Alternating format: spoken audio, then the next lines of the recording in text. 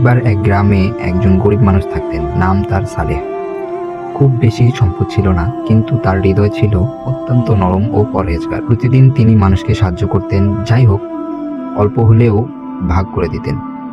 একদিন গ্রামের মসজিদে ঘোষণা হলো, আজ রাতে ভারী বৃষ্টি ও ঝড় হবে, সবাই ঘরে নিরাপদে থাকবেন। সালেহ বাড়ি ফেরার পথে দেখলেন এক বৃদ্ধা মহিলা ভেজা পথে বসে আছেন। তিনি বাড়ি যেতে পারছেন না, হাঁটতেও কষ্ট হচ্ছে।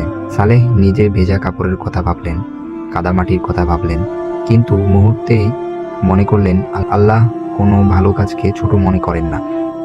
তিনি তৎক্ষণাৎ বৃদ্ধাকে কাঁধে তুলে নিজের ঘরে নিয়ে এলেন। শুকনো কাপড় দিলেন, খাবার দিলেন। সেদিন রাতে ঝড় তীব্র ছিল। পরের দিন ফজরের নামাজের ইমাম সাহেব বললেন, যে ব্যক্তি গত রাতে এক বৃদ্ধার জীবন বাঁচিয়েছে, আল্লাহ তার জন্য জান্নাতে একটি বাড়ি প্রস্তুত করেছেন। সালেহ লজ্জায় মাথা নিচু করলেন। তিনি বুঝলেন, নেকি যত ছোটই হোক, আল্লাহ তার মহান প্রতিদান দেন।